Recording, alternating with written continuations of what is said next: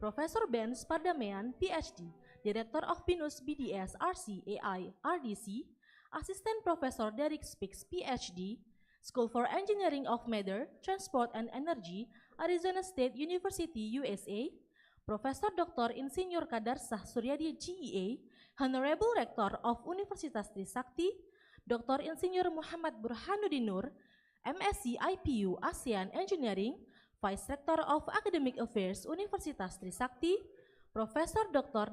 Gigi Tri Eri Astuti, MKes FISDPH FISPD, Vice Rector of Planning and Development Universitas Trisakti, Profesor Dr. Insinyur Asri Rinanti, MT-IPM ASEAN Engineering, Director of the Institution of Research and Community Service Universitas Trisakti, Mr. Endang Juwana, STMN PhD, Head of Center for Artificial Intelligence and Advanced Technology, the Institution of Research and Community Service Universitas Trisakti. Dr. Monica Dwi Hartanti, M. Biomed, PhD, as the moderator, respected lecturer and academic staff, our beloved students, and all participants who have joined today's event. First of all, let us express our gratitude to Almighty God for the health and opportunity given to us to gather in this academic event, visiting Professor Seminar with the theme, Nanostructure Engineering in Microgravity for Drug Delivery. This seminar is part of our commitment to academic excellence, global networking, and international collaboration to enrich the learning and research environment at Universitas Trisakti. Ladies and gentlemen, here is the agenda for today's seminar: opening and welcoming remarks, speech from the leader, keynote lecture by the visiting professor, Q&A session, souvenir presentation, and closing. To begin today's event, let us take a moment to bow our heads and pray according to our respective beliefs and religion. Let us begin the prayer.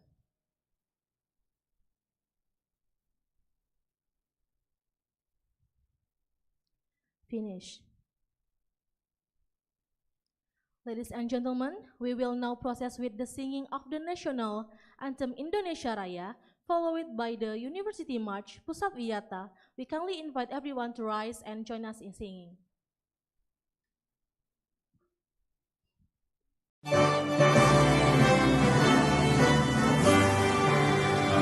Indonesia, tanah airku, tanah tumpah darahku. Di sanalah aku berdiri, jadi pandu hidupku. Indonesia, kebangsaanku, bangsa dan tanah airku. Marilah kita berseru, Indonesia bersatu. Hiduplah tanahku, hiduplah negeriku, bangsaku, rakyatku semuanya. Bangunlah jiwanya, bangunlah badannya, untuk Indonesia Raya. Indonesia Raya, merdeka, merdeka, tanahku, negeriku yang ku cinta. Indonesia Raya, merdeka, merdeka, hiduplah Indonesia Raya. Indonesia Raya, merdeka, merdeka, tanahku, negeriku yang ku cinta. Indonesia Raya, merdeka, merdeka, hiduplah Indonesia Raya.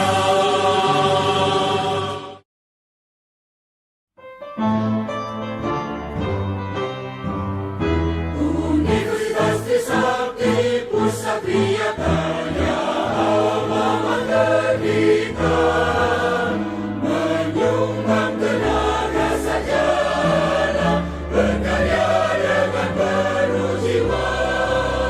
Berkibarlah panci-pancimu, lambang jiwa bergerak maju.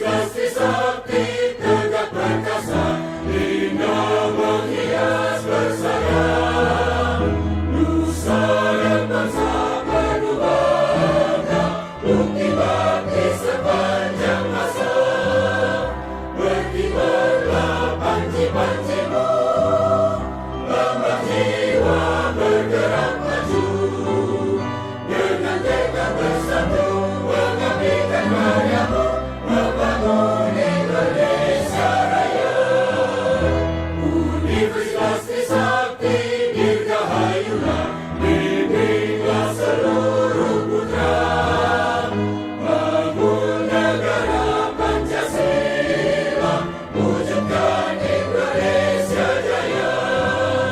Berkibarlah panji-panjimu, lemah jiwa bergerak maju, dengan tekad bersambung mengabdikan karyamu, membangun Indonesia Raya. Thank you. You may now be seated.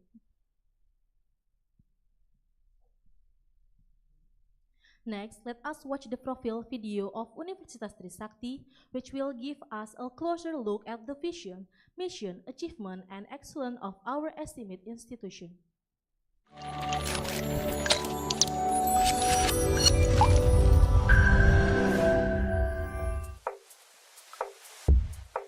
Welcome to the home of Indonesia's brightest young minds, where dreams are nurtured, potentials are unlocked, and the journey of a lifetime begins. Welcome to your future home of knowledge, Universitas Trisakti. Now, some people might ask, why Trisakti?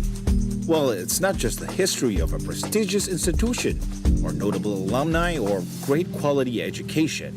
It's really all about the people, the experiences, and the spirit that makes Universitas Trisakti a choice for many aspiring minds. At the end of the day, we don't just offer education, we offer the chance for inspiration. And you are that very next step. At Universitas Trisakti, there is no such thing as being just another student, committed to nurturing curious minds and creating a culture of intellect and success. Our lecturers are here to guide you together on your journey as you ask the right questions, find the right answers, and apply the right solutions. In fact, the exchange of ideas here isn't just encouraged, it's celebrated. As a university that aims to propel our students towards a lifetime of achievement, we offer a selection of 51 majors that are provided over 9 different faculties designed to help prepare you for your future. From certificate-level programs to master's and doctorate programs. At Universitas Trisakti, you will be joining notable alumni and a better future as you make the correct choice towards your success in life.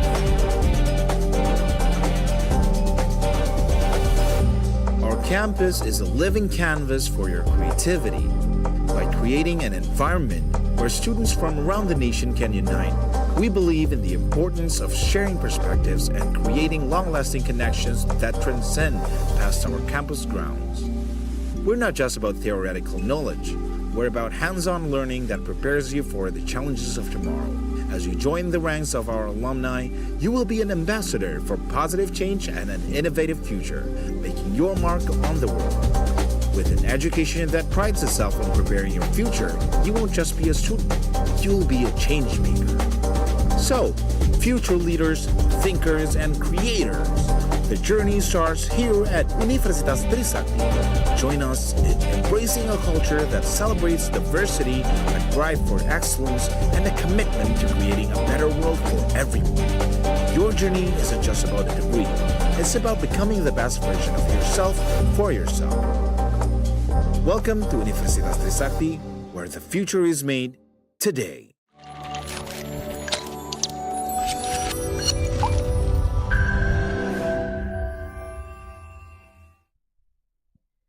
Next, let us hear the welcoming remarks from the Rector of Universitas Trisakti, Profesor Dr. Insinyur Kadarsah Suryadi, GEA.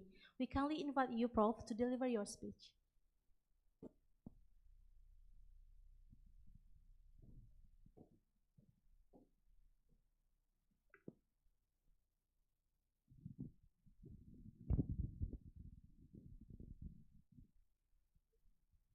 Assalamualaikum warahmatullahi wabarakatuh.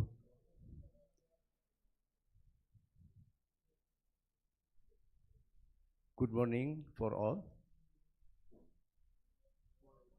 It is a great pleasure for me to be here with all of you, and I would like to express our warm welcome to Professor Derek Speaks, PhD. Excuse me if I mispronounce your name. Okay, thank you.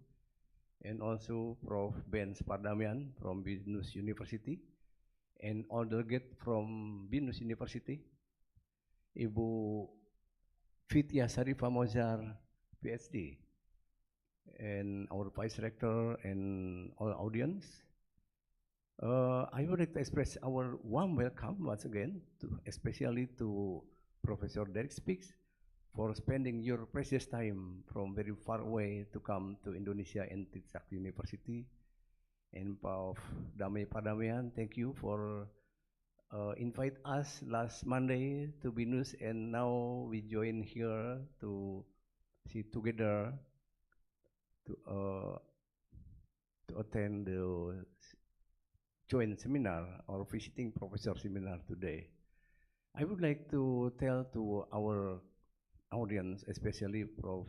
Speaks and Pak Padamian, Trisakti University has some international policies, such as joint publication internationally, joint research, joint supervision, student exchange, staff exchange, and also visiting professor like this morning that we would like to meet together.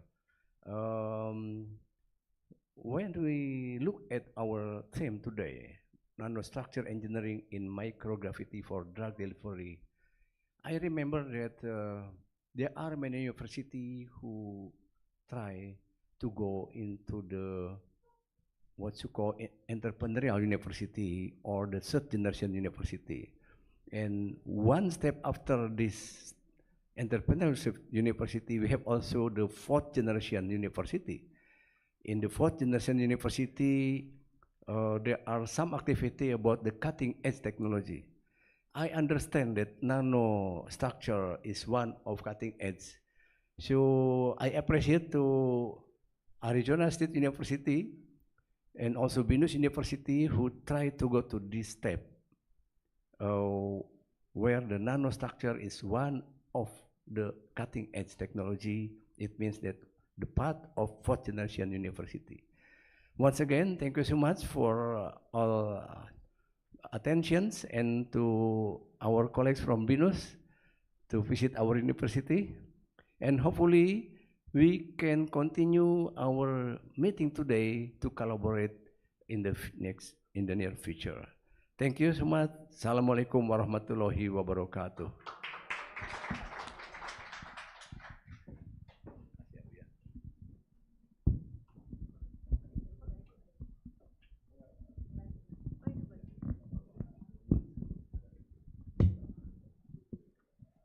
Thank you, Prof. Kadarsah, for the warm and inspiring remarks.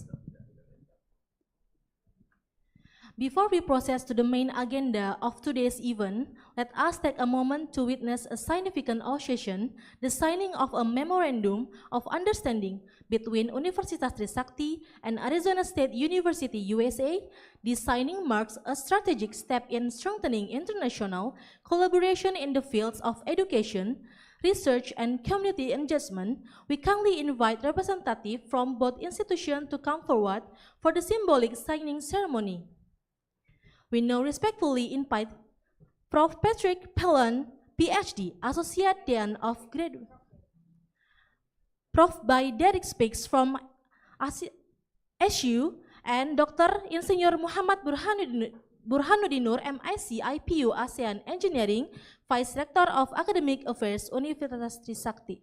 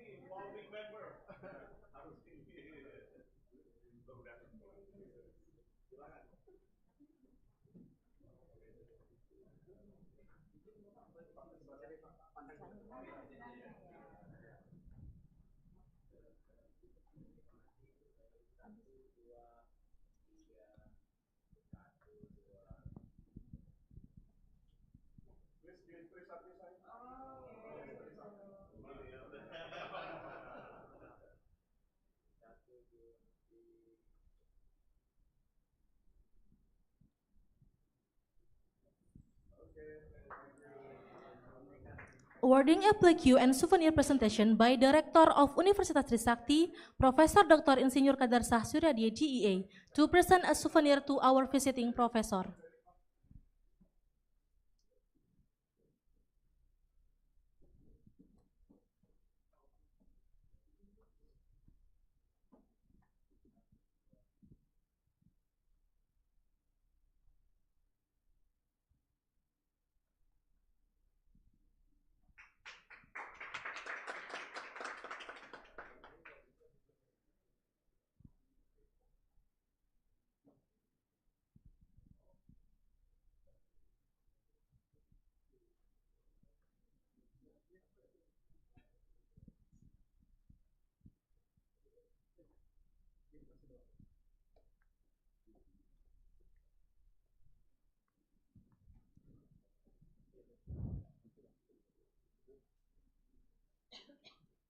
Thank you, Prof. Kadarsah and Prof. Derek.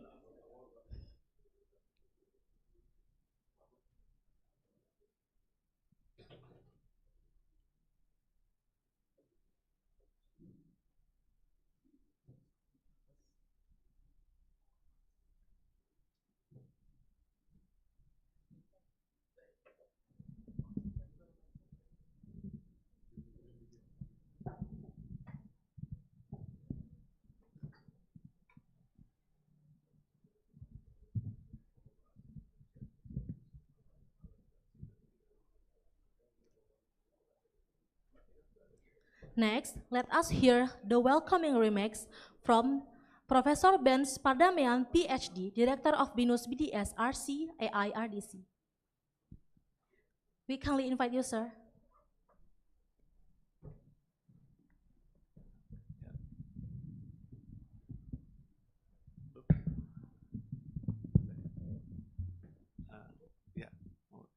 Good morning, selamat pagi, dan as always, when I come to Trisakti, the sambutan, the welcome is incredible, I just mentioned to Pak Rektor, because of the problem, or maybe the destiny, the BDSRC I built and successfully at the BINUS would have been, in Trisakti in 2009. But because of Pak Rektor that time, Pak Profesor, started to make a quick step, sign the SK, and while Prof. Julius and Bu Doki still arguing if the center should have been in the in the engineering or in the in the medical school. So anyway, so doesn't matter. I think the key things we today we celebrating the signing of MOA between Trisakti and ASU, and on Monday we have done between BINUS and ASU. Now, originally we tried to make a three-party MOA, but the legal side is taking so much time to agree this three-party in one MOA. So we break it down, And we're lucky, Patrick Phelan, the Associate Dean of ASU, willing to sign it. Because last year there is an umbrella MOA between BINUS Global signed by the Profesor, of ASU. So what we're doing here, basically we just derive from the umbrella agreement to this specific topic of collaboration, what we will be doing. And also thank you for, we forgot to mention Oregon Tech, this Pak Ari Budiman, and because the issue of the site of Oregon Tech, so we cannot sign the the MOA. Then I'm expecting next year we'll be signing MOA with Oregon Tech, and actually not 3-party, 4-party, right? Originally, that even makes things so complicated. Yeah. So anyway, so today this is not the first step. We're doing collaboration. Probably Pak Endang can show our track history, just like we have been showing to our colleague at ITB yesterday. And maybe Pak Endang can show the output, our collaboration in the past at least 5 years, Pak. Yeah, the era of Kedereka, the era of COVID. So I just mentioned to Pak Rector, actually this is a working in progress. This is only just like we have been engaged so long, and this is the marriage now. But we are doing a lot of collaboration. And to me, just like Prof. Irawan, Yusuf say, I have a lot of collaboration with UNHAS and UPH. We have no PKS. He say, we don't need that. Yeah, we have been doing. We have published in an incredible paper in Nature, in scientific report, and without any agreement. Because one key thing is, the success of this type of collaboration has to be intention to collaborate. So that's all I mentioned yesterday to our colleague ITB, and yes, eventually we need to sign this. This is part of the accreditation and so on and so on. But we don't do the other way around. Sign the MOA and then start talking. What are we supposed to do? Let's work that, and then the MOA is signed by Pak Rector, Pak WR. It's become so easy because they don't feel the burden. Is who's going to do this thing? Who's going to execute? Because in the past, Pak Boto, when he was the Vice Rector of Collaboration, he said, I'm becoming the Chief Signing Officer of MOU. There's a 500 MOU, but none of that thing being, realized or executed. So Prof. Har say, okay, no more MOU, but has to be MOA, agreement PKS, because that's the detail. MOU just intention to work, but the intention never done, but when the signature is still wet, So that's the style we adopt with this collaboration, including with Derek, the second year, right? Derek, last year we signed the MOC, Memorandum of Consortium, and today we did the MOA. But that's the administrative part. But the really sweat and all the things in the execution of the collaboration. And fortunately, we have done so many of them, and Pak Endang has cataloged them nicely.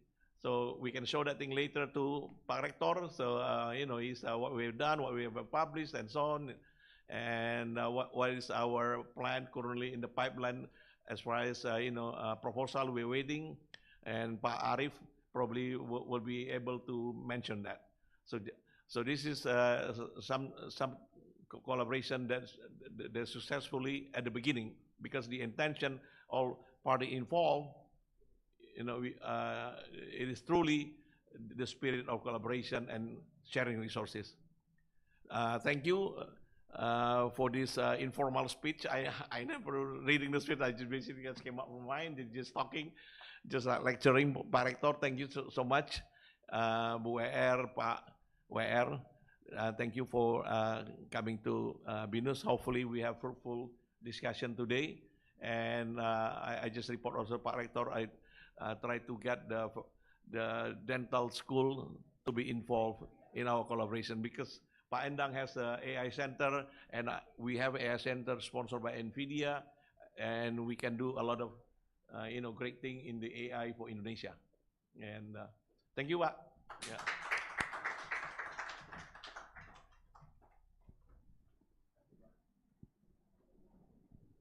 Thank you, Prof. Benz, for the warm and inspiring remarks. Next, let us hear the welcoming remarks from Professor Dr. Gigi Tri Eri Astuti, MKes.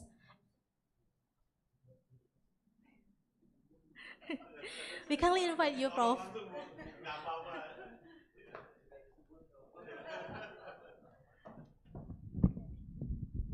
Thank you very much. This is so I don't know about the rundown that I have to say something. Okay, good morning, especially for our distinguished guests, Prof. Derek, Prof. Benz, Prof. Ari, and also Pak Warek, dan of course Ibu Fitia. Actually, Dr. Fatia is the alumni from Universitas Trisakti. Yeah, from the medical school. So part of the family. And also for all the audience from BINUS and also Universitas Trisakti, thank you very much. Good morning and welcome to Universitas Trisakti. Actually, one of the main speak that I have to say, I agree with your statements, Prof. Benz. Actually, signing the MOU just only signing, but the important ones is implementation. And hopefully, since today, so we can have a lot of things between the Universitas Trisakti and also Arizona State University. I love that place, hot. Okay, and hopefully that we can have a lot of things to do. Pandang, okay, so hopefully, and again, thank you very much. Hopefully you can come again to Universitas Trisakti, not just today. This is your first time, right, Prof. Derek? In Universitas Trisakti? Yeah. On the second, okay. Third and fourth and 25 times to come to Universitas Trisakti. Thank you so much and enjoy your time for all the audience, and hopefully we can get a lot of knowledge and experiences from all the speakers. Thank you. Assalamualaikum warahmatullahi wabarakatuh.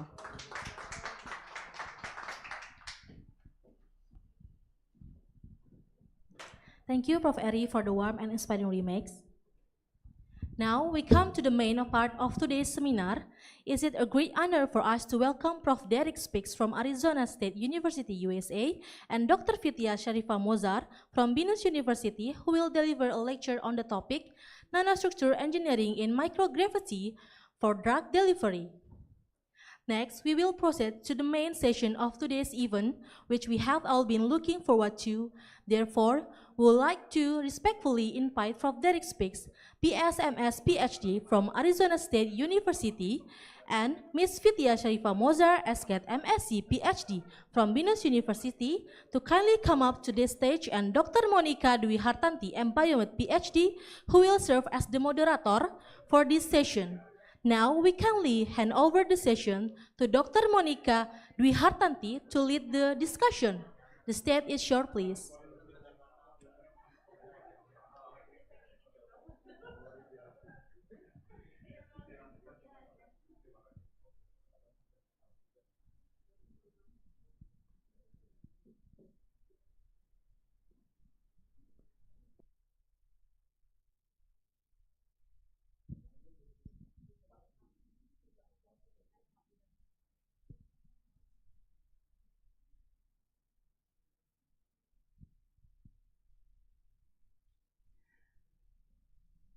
Shall we begin? All right. Good morning, ladies and gentlemen. So my name is Monica, and I will be your moderator for today's session.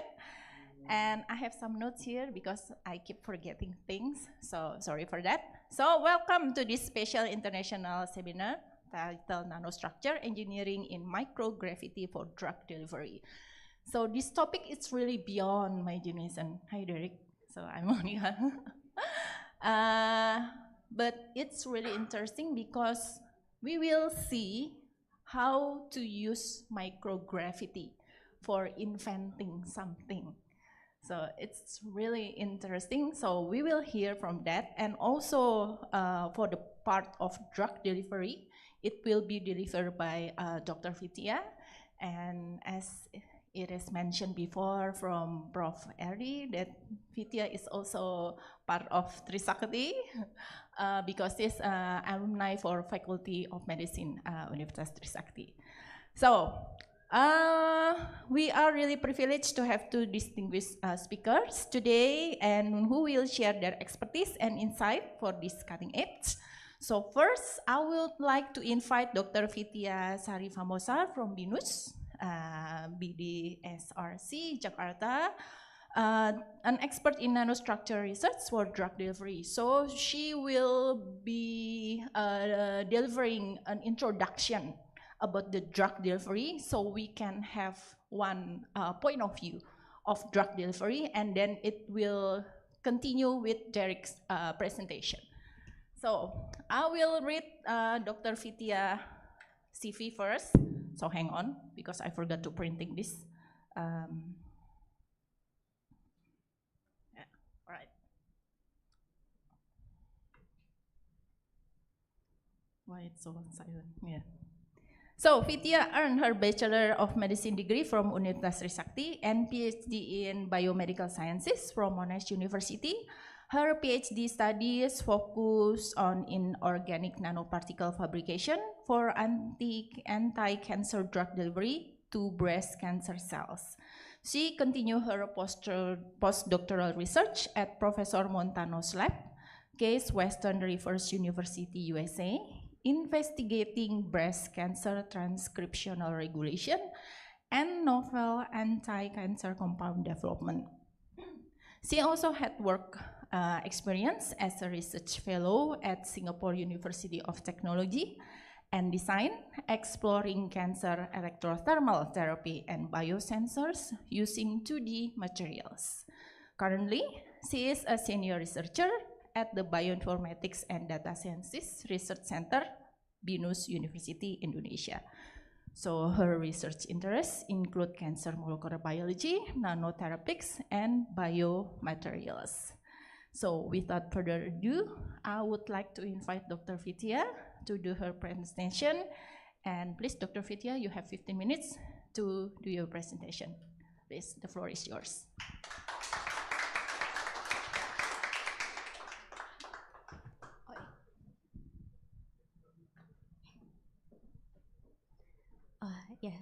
Thank you, Bu Monik, for the introduction just now. And also thank you for all the attendees from Trisakti University and also from BINUS. Probably I will introduce myself. My name is Vidya, and I am from BDSRC, BINUS University. And today I will do some introductory presentation actually about nanotechnology for drug delivery. Before a more detailed explanation will be presented by Prof. Derek speaks later. So this is especially for people maybe not from nanomedicine background, can learn more about this topic. Okay, for the title of my seminar today is calcium phosphate nanoparticles for drug delivery. Next slide. So first I will start with the definition of the nanoparticle. So it is actually nano-sized materials ranging from 10 to 1000 nanometers, and it has multiple functions. So it can be used as a nanocarrier for drugs, for genetic materials, or also for imaging agents. So the smaller the size of the nanomaterial, actually it will have a higher surface area. And with higher surface area, it can potentially have higher drug loading. So that is what we want actually in the application of drug delivery. We want the nanoparticle to have a higher drug loading. And how the drug interacts with the nanoparticle, it is highly depends on the type of the nanomaterial actually. So the drug itself, it could be entrapped, it could be encapsulated, or it could be attached to the nanoparticle matrix. And Sorry, still the first slide. Okay, so for the type of the nanoparticle, we can classify into two, actually organic and inorganic. And recently there are also hybrid nanoparticles, which combines the inorganic and organic nanoparticle. For organic one, it is like polymers and liposomes. So it is already being used heavily in the clinic, especially for cancer therapeutics. And then for the inorganic one, like carbon nanotubes, gold, silica, iron oxide, or calcium phosphate, this is actually being a lot investigated nowadays because it is very versatile and it's easy to tune for inorganic nanoparticle. Meaning that we can do a lot of surface modifications, or we can make it sensitive toward a certain stimuli. For example, like pH sensitive or thermal sensitive. So therefore, there are a lot of interest to use the inorganic nanoparticle. Even for now, there is a hybrid between those two, which is inorganic with, for example, a PEG coating. So that PEG coating will help to improve the solubility of the inorganic nanoparticle. Yeah, probably next slide. Yeah, so probably in here I will focus more on the calcium phosphate drug delivery system, because this is what I have been doing in my previous work. So for the calcium phosphate itself, it have received a lot of attention because of its low toxicity, biocompatibility, and also solubility in cells. It has been used for gene delivery vehicles as well as chemotherapeutic drugs vehicle as well, and being tested in vitro and in vivo.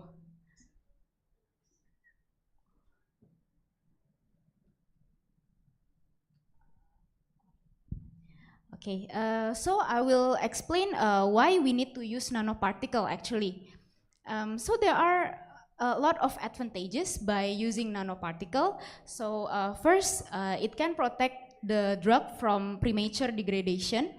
For example, from enzymatic degradation in the blood for IV administration, for example.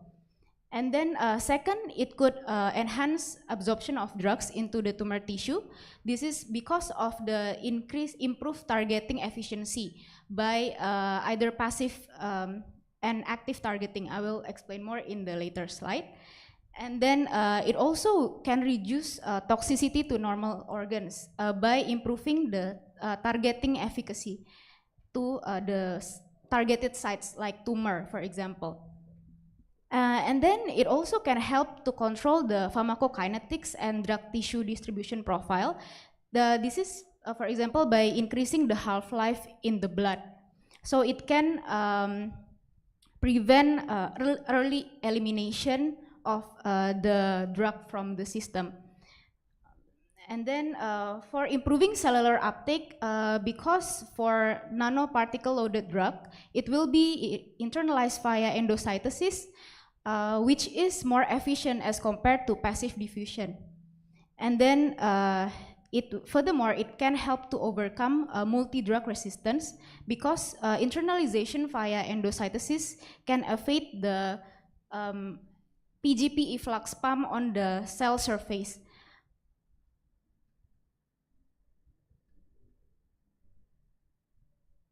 Okay, so in here I will explain more about targeting of the nanoparticle. So there are two types of targeting actually, active and passive targeting.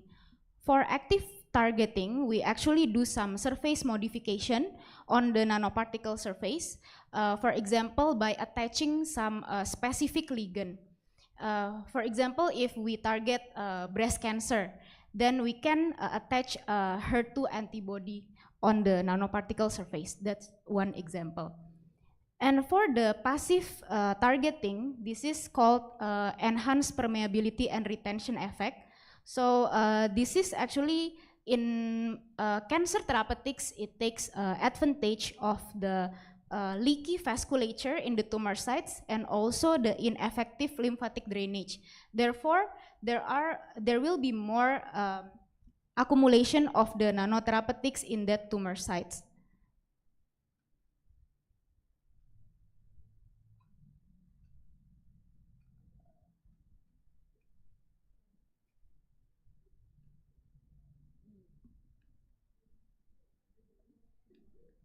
Okay, so next is about the fabrication of the nanoparticle. I think if it's in more detail will be explained in the next seminar by Prof. Derek, because there are actually a lot of techniques to fabricate. There are like sol gel or wet precipitation, but in here I only show co-precipitation methods, which is very simple actually and very straightforward. It's only like mixing two water-soluble salts, which can result in the formation in insoluble ionic solids. And then the level of supersaturation is crucial for the particle development process. So in here, we can actually control the nanoparticle growth by adjusting several parameters. For example, like the incubation time, the incubation temperature, the concentration of the salts, and also the pH. And on the small picture here, actually, this is some example for carbonate apatite nanoparticle. If we incorporate like carbonate or magnesium into the structure, it actually can reduce the particle size from 300 nanometers to 10 nanometers. Okay, so how does the nanoparticle and drug interact? So this is the example that I did previously for carbonate apatite nanosystem actually. So this is very simple. It's only by ionic interaction actually. Because for carbonate apatite, for example, there is calcium which is positive, and then phosphate and carbonate which is negative. And then for the drug itself, the drug will have a functional group which can actually, depending on the pKa values, it can be protonated or deprotonated in physiological pH, which results for the drug to have a positive or negative charge, and thereby enables them to bind to the nanocrystal. So because the nanoparticle has a heterogeneous charge, so it's like that. So it is based on ionic interaction, then it will create a drug nanoparticle complex. Okay, so this is actually, I explained about the cellular uptake on the left picture and also the drug release on the right picture. One interesting things about this carbonate apatite nanoparticle is its pH sensitive property actually. So maybe I will explain on the right picture more. So after it is being internalized via endocytosis, and then it will reach the endosomes, and endosomal pH is acidic, around 5, the pH. And there is an excess H plus in there, which will consumed by the phosphate and carbonate from the carbonate apatite nanoparticle, and that will result in the dissolution of the nanoparticle. And then it will lead to the endosomal swelling and eventual rupture. And after that, there will be influx, passive influx of chloride, and then it will trigger the release of the therapeutics in the cytosol.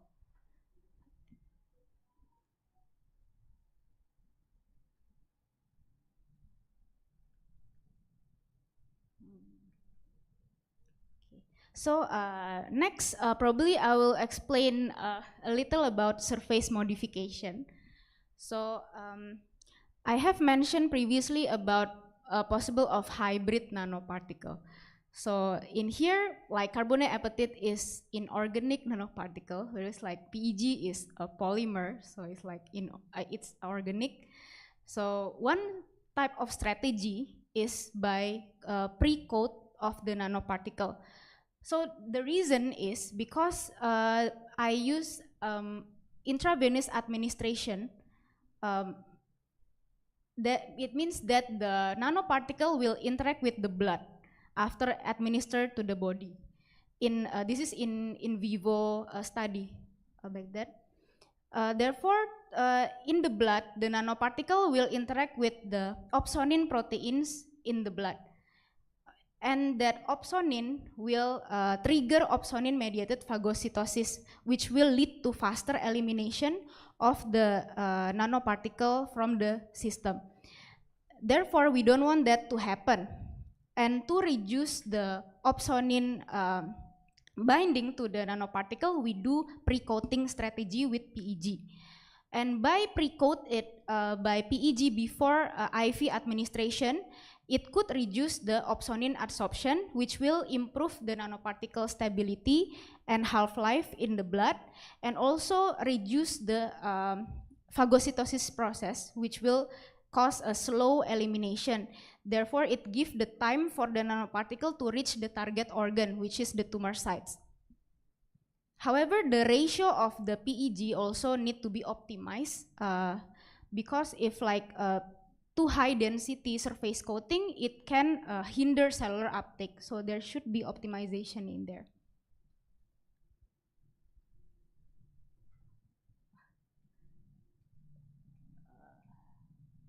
Okay. Next, I will explain about nanobio interface. So this is actually what I have explained previously. This is the interaction between the nanoparticle and biological system. So for example, it depends on the mode of administration. If it is administered via IV, then it will interact with the blood. If it's administered via oral route, then it will interact with the gastric acid, for example, like that.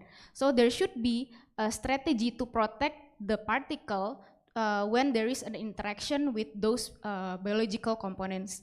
And that strategy actually will be useful for nanoparticle engineering for a drug delivery application in vivo. Okay, so in here, the interaction between a nanoparticle with the blood protein actually will create some sort of protein corona formation on the surface of the nanoparticle. And it will give a new identity to the nanoparticle actually. And that can have impact on the ATME. ATME is the absorption, distribution, metabolism, and excretion. The entire metabolism process of the nanoparticle in the body actually. So for nanoparticle engineering strategy, actually it can influence many aspects of the nanoparticle, like the surface charge, the density, the morphology, electrochemical properties, and then the solubility, drug binding affinity, and dissolution and drug release profile. And the eventual aim of all this nanoparticle engineering is we want to create a tunable nanoparticle for theranostic application. So we need to optimize actually on these nanoparticle characteristics. Okay, next is, this is briefly about nanoparticle research in microgravity, which will be presented by Prof. Derek later more in detail. So why we do nanoparticle research in microgravity? Because the nanocrystal will grow in a more uniform manner, and it will be grow more slowly compared to on Earth gravity, which enables it to create a more perfect crystal structure, means there is less defect. And in terms of structure, I think it is actually good for design of nanostructure for therapeutics actually. But maybe for more detail will be explained by Prof. Derek later. And this is actually other biomedical application of nanoparticle. Besides drug delivery, actually there are a lot of other application in biosensors, for example, and then in scaffold technology, and medical implants, antimicrobial, and also wound healing, for example. And okay, probably this is shortly about antimicrobial application, which is a part of the study that we are currently doing in the consortium. For antimicrobial application, actually the one that already been widely studied is from metals and metal oxides nanoparticle. And for metal oxides nanoparticle, it is actually well known for their highly potent antibacterial effect. For example, like iron oxide, titanium oxide, copper oxide, and zinc oxide. And how the mechanism how they kill bacteria, actually through reactive oxygen species generation, or ROS. Even though some are effective due to their physical structure and metal ion release. For example, here is zinc oxide. So this can inhibit the growth of methicillin sensitive S. aureus. So this is actually help in the resistant strain of bacteria, and also proved to be effective bactericidal agent that were not affected by drug-resistant mechanisms of MRSA and MRSE. So this is, I think, potentially interesting things to explore more about how actually it can treat the resistant strain. It can kill the resistant strain. And this is actually last slides, I think. For the other application that I am quite interested in is the bone graft application. For the nanomaterial, it use carbonate apatite. So because the carbonate apatite demonstrates higher osteoconductivity compared to hydroxy apatite, and it also has been approved actually for clinical use in Japan back in 2017. And the strategy to modify this is by controlling the porosity of the material here. For example, the optimum pore size for the osteogenesis and angiogenesis is roughly 300 micrometer. And for carbonate apatite itself, actually it can it have some advantages in terms of superior osteogenesis, and it could prevent inflammation, allergy, and ectopic calcification. So I think this is also interesting thing to explore about the bone graft or implant for future study, I think. Yeah, that's all the presentation from me. Thank you for your attention.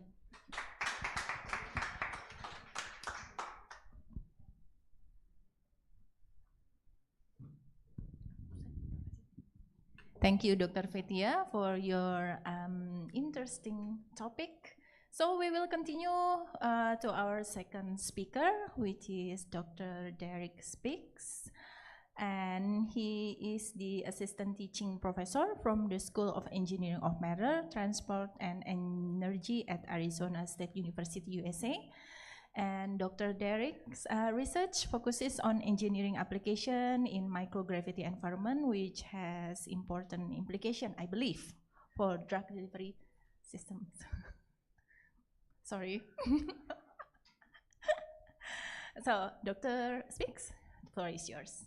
Oh, sorry, you have 40 minutes to do your presentation. 40 minutes. 40. Yeah, 40. Thank you. And this is the slide. Okay.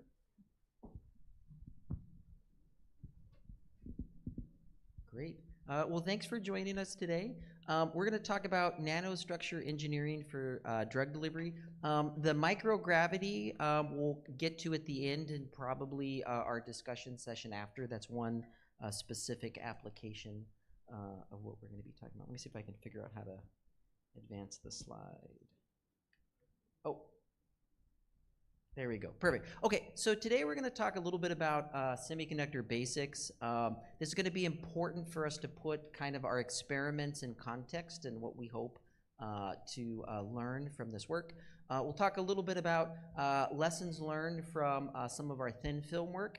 And our idea here is going to be to apply what we've learned from thin films to nanoparticles. So one of the great things about these collaborations is you can have a project one year that you think is over, and then it leads to another one. So we'll talk a little bit about things we've done prior for thin films, and then we'll talk a little bit about how we can, or we believe we can modify these for nanoparticle systems with the specific application of drug delivery in mind. But there's other applications that we'll talk about. We think that they could be useful for catalysis and solar energy as well. Perfect. Okay, so as a good starting point for us, this is what just a general picture essentially of what all solids or all crystalline solids are going to look like. As material scientists, this is typically, this is typically where we start, which is the unit cell here. And all of the systems we're going to talk about have a specific unit cell. The reason we like to focus our discussion here is if you understand the position of the atoms in the lattice, their angles, bond strengths, orientations, you really can figure out most of the important properties that you'd be interested in. Important properties might be the mechanical strength, optical properties like the band gap. All of that is technically a function of the unit cell. And so we want to start there because engineering the unit cell really will lead to the properties of interest.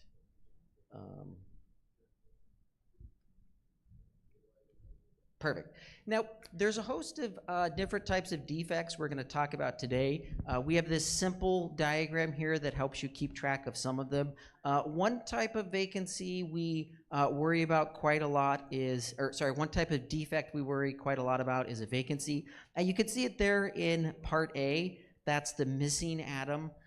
This turns out to be really important for a lot of different applications. It can change the mechanical property of the system. It can also, as we'll talk about later, change the optical properties as well. The other main type of defect that we will talk about is an interstitial, and you can see it listed here. It's an atom that is placed in the void space. So you can think about these as kind of opposite defects, right?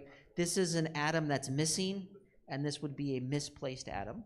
And again, all of these change at the atomic level the fundamental properties of interest. So if you're a mechanics person and you're worried about things like the mechanical properties, it can be related to this. For optical or electronic properties, they can be important as well.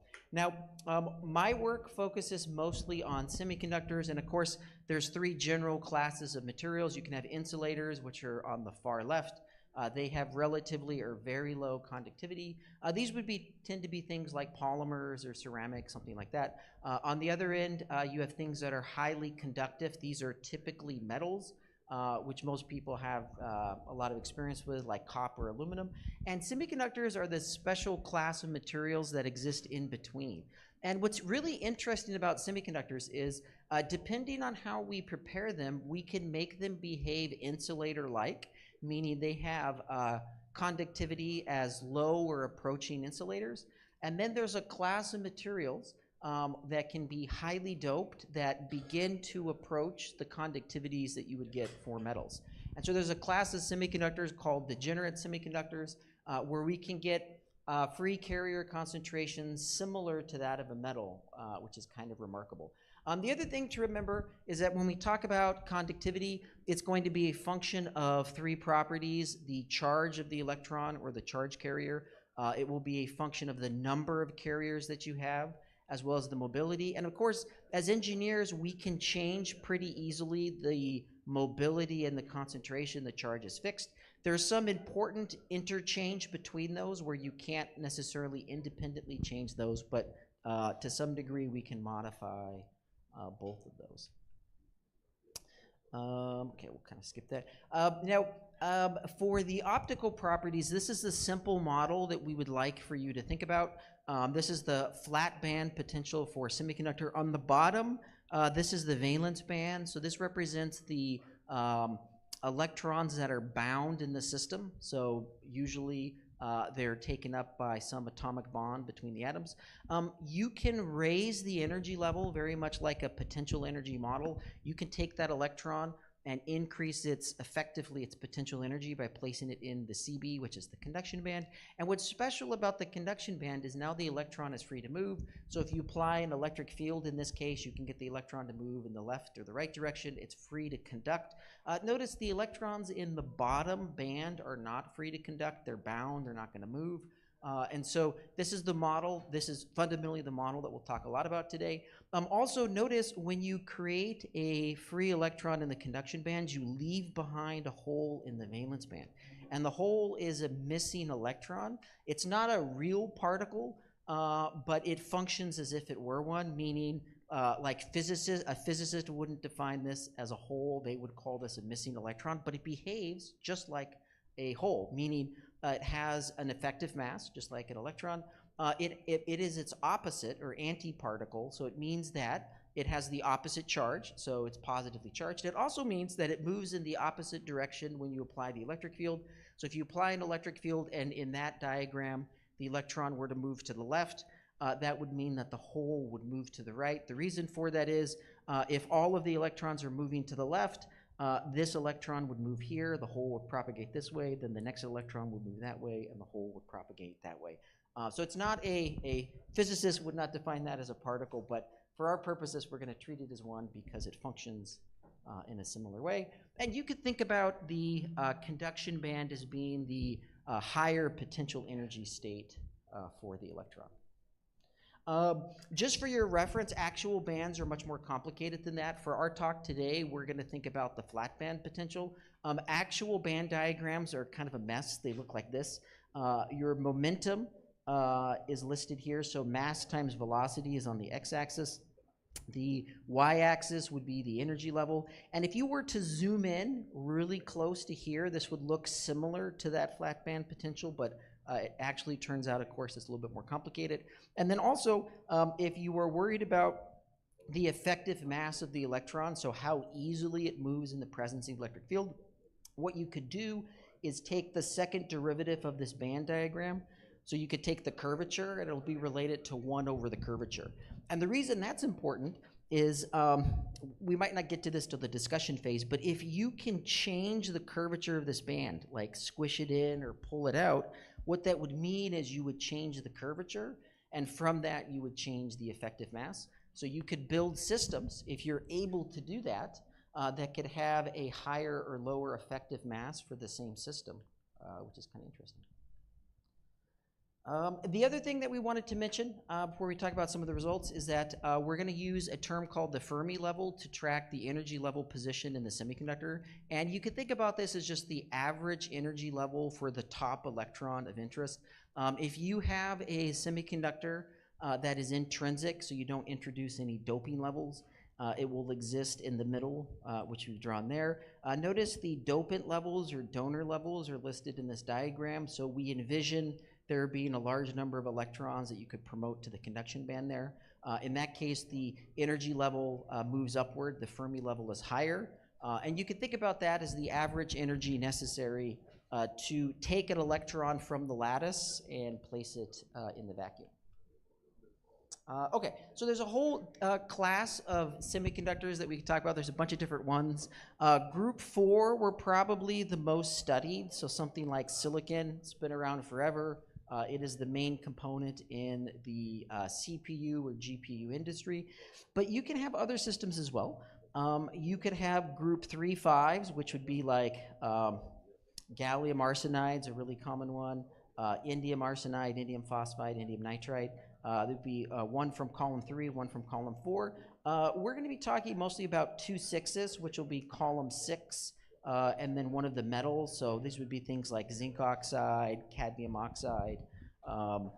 They'll be a little bit more ionic than, of course, some of the other systems. And now the way that we dope these is we typically just replace an atom in the lattice. So this is the traditional method of doping. People have been doing this, I think, since the 60s, basically.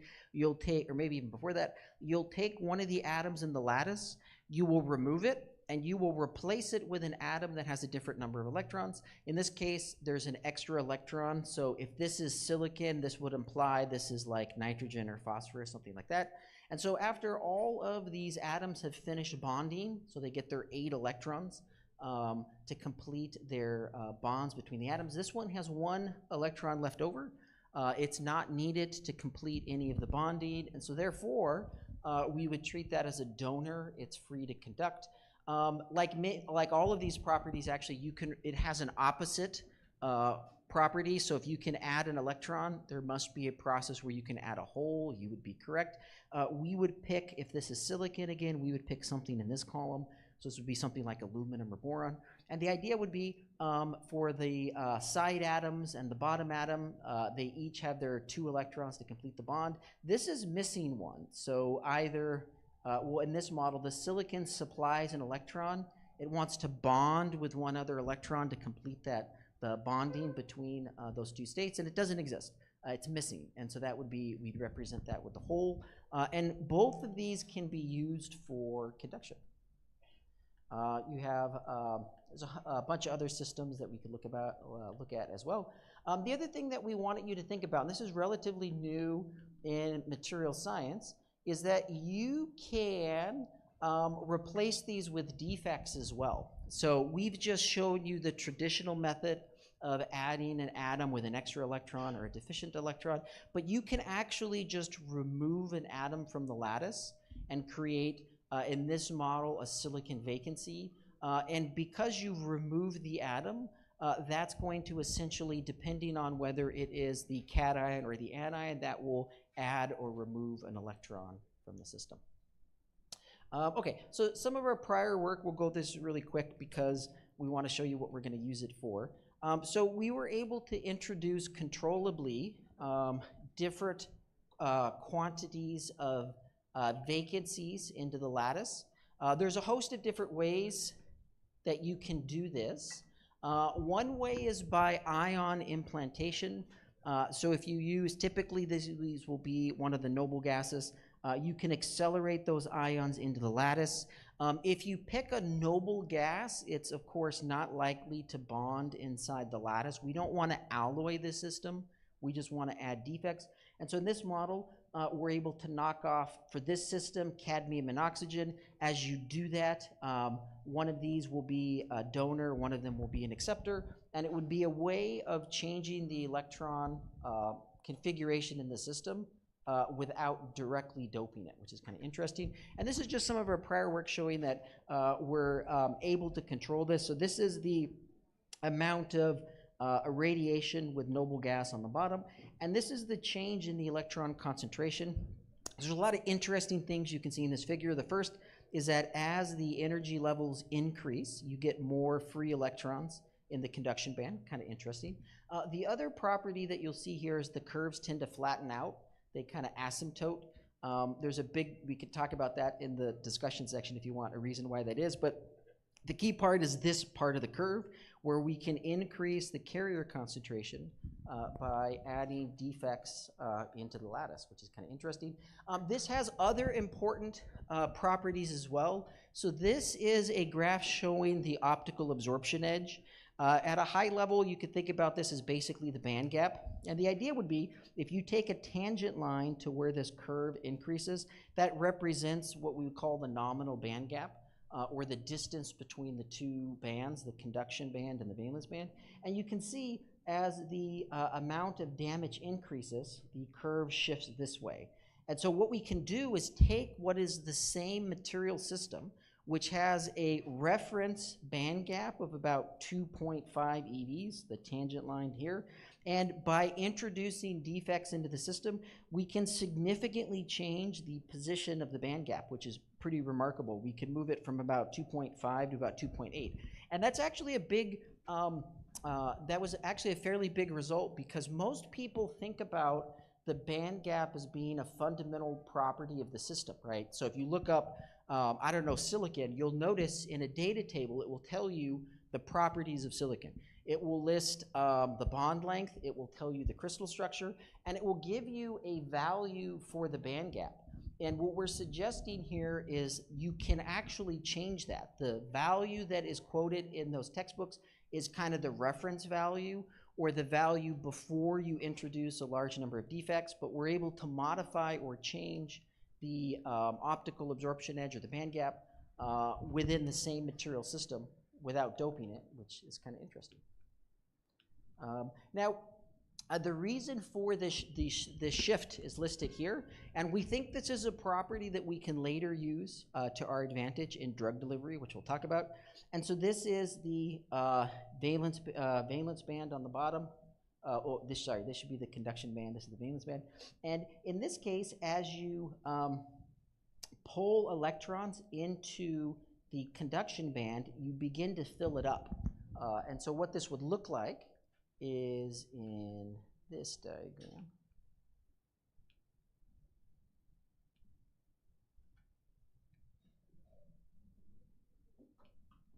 Oop.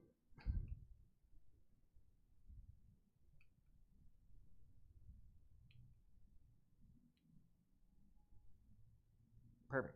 So what this would look like in this diagram is these states, as you start to add electrons from the valence band to the conduction band, you start to fill it up.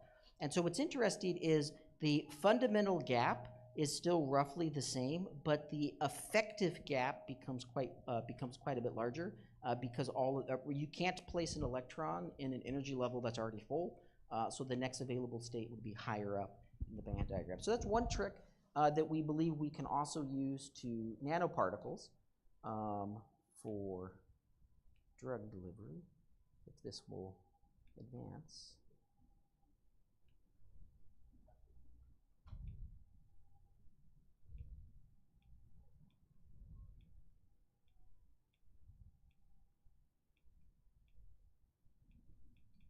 So we have some, okay, perfect. So one interesting question would be how we can then apply what we've learned for thin films to nanoparticles. And the other mechanism that we kind of wanted to mention that is a little bit less used is this idea of co-doping. And when we introduce atoms or dopants into a thin film or a nanoparticle, we have to think about the strain that new atom is going to place on the lattice. And so if you go back to the periodic table, you'll notice that as you go, say, to the right of the table to get donors, they are going to have a slightly different ionic radius to the matrix, right? As you go right, you're going to get a different size, of course, in the periodic table than if you move left. And so what that means is when you replace atoms in this lattice, you're replacing them with an atom of a different size. And naturally, that's going to introduce some type of strain into the system. And so in this case, if you place an atom in the lattice, substitutionally replace it and smaller, what you'll see is the lattice is going to be strained in this direction because the atom you're replacing is not as big as it's expecting. You get the opposite effect if you place a larger atom. So in this case, we were comparing aluminum in this lattice and then now indium. Notice this has a larger diameter, and so it's going to force the lattice outward, and then you'll have a different stress state on this side, the opposite that you'd have for the blue. And so if you have a structure like this, I guess maybe we can ask it as a question, you probably know the answer to this. How could you come up with a system where if you wanted a large amount of these blue atoms in the lattice, but it becomes unstable because the strain energy is too large, how could you use the red part to help with that? Well, what you could do is you could start to stack these next to each other, right? If this has a strain state basically pointing inward, you could think about it as the lattice being forced inward. You could place next to it something that has the opposite effect that's forced outward. And the idea would be these two defects might help stabilize each other. And the reason that's important is if there is a maximum concentration that this lattice can take, so let's say in this example just 2 blue atoms, you may be able to fit 3 or 4 if you place these red atoms next to them. And so this is the co-doping method. It's been used for many years in thin films. The most famous example is with zinc oxide, trying to build P-type zinc oxide. One method people tried was co-doping, and we think this is going to be very useful within doping the nanoparticle. And the way you could think about this is if it turns out that this atom is maybe a good receptor or binder location for, I don't know, a stabilizer for the nanoparticle or the drug, The idea would be we believe we can place more of these inside the nanoparticle if we figure out what a compensating defect would be. Even if this has no contribution to bonding the molecule itself, the idea would be we can probably get more of those blue sites if we place a couple of the red next to them. So that will be one method that we will work on. The other thing is that you can use this also for nanowires, which we've done a little bit of work on. This isn't our work, but they had a nice figure, so I included it here. You can think about in this configuration, basically where you place the atom in the nanowire can be very important. And this is because each one of these atoms introduces strain into this nanowire, and sometimes when you place them on like the top part or adjacent there, you can get a different strain state, and that will lead to a different solubility for each one. So the point is, we're able to control the optical absorption edge. We're able to control the free carrier concentration with just creating vacancies. And then our idea is to try and apply this in a new material system for a new method, which would be in nanocrystals for drug delivery. So what would that perhaps look like? Well, here is a picture. Notice this lattice is way more complicated than what we started out with. A lot of the biological systems in many ways are more complicated. In this case, the unit cell, the crystal structure is definitely more complicated. So in this case, we have a collection of positive ions from the calcium. We have some negative ion centers with the phosphorus and the oxygen. And this would be the single cell that we would think about. Now, if you were to classify this as because we talked about at the beginning of the talk, metals, semiconductors, and insulator, this hydroxyapatite, do you think we should put it in the semiconductor, the metal, or the insulator category? What do you think? Oh, Arif looks like he has a suggestion. Which category would you put it in? Metal. Oh, no, unfortunately, it's not going to be a metal. This one's actually an insulator usually, but it doesn't have to be.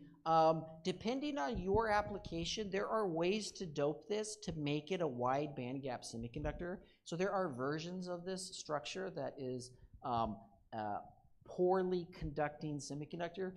Usually it is an insulator. That would be kind of its base case. So that would mean it has a band gap of above 6 electron volts. That's an important distinction because if you wanted to use visible light for some of these reactions, that would be very difficult to do, of course, because you're well outside the visible region. However, there are different alloys or versions of this structure that you can get to have band gaps closer to 4 EVs, and that would be something actually that we could work with. So it's been around for quite a long time. I think it was first studied and published on in like the 1920s. One important property for this system is going to be the calcium to phosphorus ratio. Typically, in the base case, it's about 1.6. Where does that come from? Well, in the chemical formula there, you can just add up the number by default of calcium. However many phosphorus you have, you get about, as a base case, about 1.67 to 1. Now notice this ratio is going to be very critical when we design nanoparticles and try and use them for some type of application such as drug delivery. As you change the ratio of calcium to phosphorus, notice you're also changing the charge balance in the system, right? So the phosphorus is going to be the negative, so this represents the anion in our prior picture. This is the calcium is the cation, the positive site. And so if you had a system and you were to play around with that ratio, keeping everything else equal, you're now changing the charge balance in the system. You would either be adding more charge positive states if you have more calcium. You'd be adding more negative states if you were increasing the number of phosphorus. Now, this is the prior presentation you just had, did a much better job going over this. I'm a material scientist, so my group works on building the particles. What is used for downstream is usually what our collaborators do, so it's a little bit outside of what I typically work on, but you can take these systems, you can imagine the calcium and the phosphorus, and you can build essentially you can trap the drug in a sense on the inside. You can have this kind of a agglomerated particle. Sometimes they will stabilize the structure by absorbing things on the outside. And if you think about this system at a really high level, things that would probably be important for this bonding mechanism one would think would be the ratio or amount of positive and negative charge you have on the inside. And then also these surface structures that bond to this will typically be attracted to either the positive or the negative site depending on how they're engineered.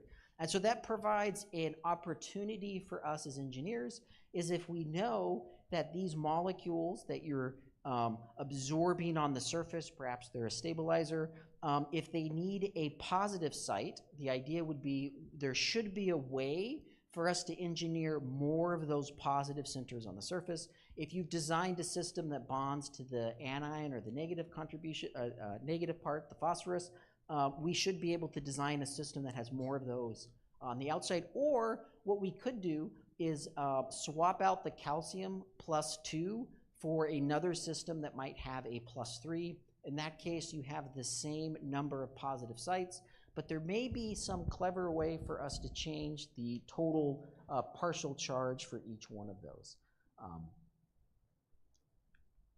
which we think we can do. So these systems are also going to interact with the pH or in the water, which means they are going to usually be sensitive to the pH of that solution.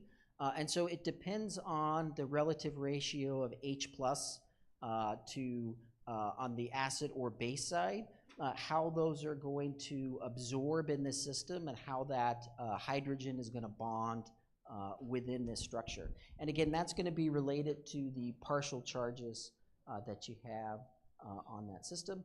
And we think that we have a good method that we've discussed from thin films that we can apply to the nanoparticles. Now, there has been some prior work on nanoparticle size and its solubility in solution. This is one such model.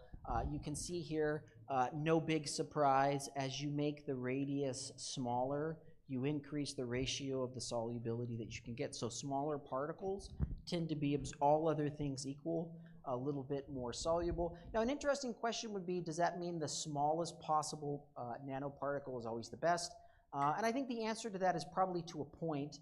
Generally, smaller is going to be more soluble. You get more surface area for each nanoparticle versus the volume. But just remember, we often have to either bind the drug inside the nanoparticle or bind something on its surface. So you wouldn't want to make these, I guess, too small, because then you have less that you could work with in there. So there's probably some ideal nanoparticle size that you'd want to think about. But in general, smaller is probably going to be better for these systems.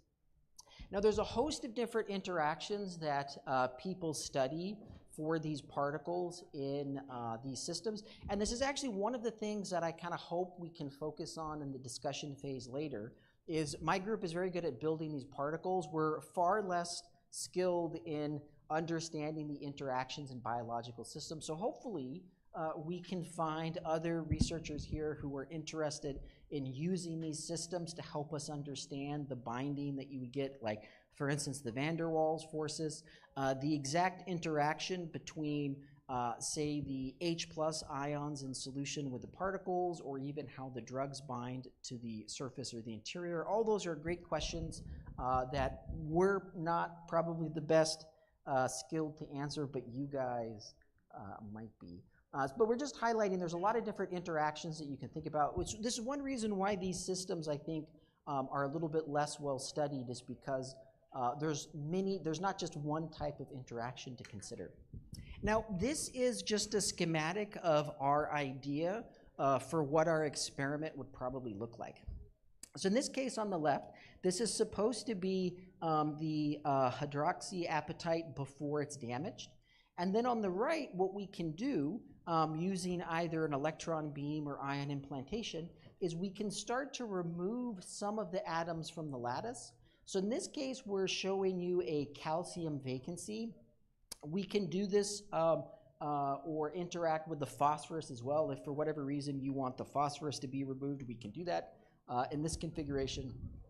we're removing the calcium. Now, somebody might ask, why would you go through the trouble of irradiating this to remove the calcium ions? Well, notice in this case, we said that the surface charges are very important for interacting with the drug, interacting with the pH in the solution. And so in this case, you are changing the partial charge at the surface. In this model, you've removed a 2+, right? So if your bonding sites are negative, this might be an advantage for you, right? This is the opposite charge that you don't want. If we replace this with a +3 cation, the idea would be you could probably build a stronger binding agent. You have a larger partial charge in that case. And so we can go through and modify the lattice of the nanoparticles, and we can selectively remove, if you want, either the positive side or the negative side. Now, you have to be a little bit careful. You should think about these vacancies as being very similar to like an acceptor or donor defect in a semiconductor, meaning two things. The first is it will change if you built this as a semiconductor, right? This will change the number of free carriers. The second thing is that you have a maximum concentration that you can fit in the lattice, right? So what will happen is once you're beyond the saturation limit for, say, calcium vacancies, you can continue to irradiate it and you won't change the vacancy concentration. There's a complicated reconfiguration mechanism that will happen. And so just like for an alloy, you think about the maximum solubility that that alloy can have. The same thing is actually true here. You should think about the calcium vacancy as being the missing alloy component, and there is a maximum solubility limit that you can get. Our understanding is people haven't really figured out yet what that is. We would like to be able to determine with a controlled experiment for this crystal what is the maximum concentration of calcium vacancies and phosphorus vacancies that you can achieve in a similar method to what we've done for thin films. That tells us kind of the upper limit of what you can expect for these particles. Now, some work has been done on these systems, irradiating them to change the vacancy contribution. Most of the work, though, interestingly, is not centered for drug delivery. These are usually just material science groups studying the defects. In this case, this was a mineral study. It had absolutely nothing to do with drug delivery, but it's a similar idea. So in this case, even this group was able to change the depending on the depth that they've implanted, they were able to change the number of calcium vacancies that they had within the system. So we, of course, can do the same thing. Now, of course, the reason this is important is remember that these systems are going to interact with the molecules on the surface. They're also going to interact with the H+, or the pH in the water. And so by changing these sites, we should be able to increase the solubility limit on the acidic or the basic side. This is a picture showing some prior work that was done on changing the calcium to phosphorus ratio. And the reason this is important is it tends to change a lot of the important properties. So there are some groups that have made different calcium hydroxide HAP samples where they've changed the CAP ratio, but we'll show you in a minute, they usually substantially change the morphology as well, so it's perhaps not the best controlled experiment. So this is what some of the prior work looks like. This is going from, let's see, calcium deficient to calcium surplus, and you can see they're not just changing the calcium ratio, they're changing a bunch of other stuff. So the morphology itself, the grain size, the structure, the surface roughness, those have all changed as they have changed the amount of calcium to phosphorus that you have in the system. It changes a bunch of things, so it will tend to change the grain size as one of them. It changes the porosity of these structures, the pore size. All of those are going to be impacted by the calcium ratio. This study doesn't show it, but there's other work that will show that the pH range for which these systems are soluble depends on the calcium and phosphorus ratio as well. This is a picture that you've seen before from our prior talk. Again, I don't actually run this type of experiment in my group, but I would love to work with you guys if you're interested in running this type of experiment with our nanoparticles.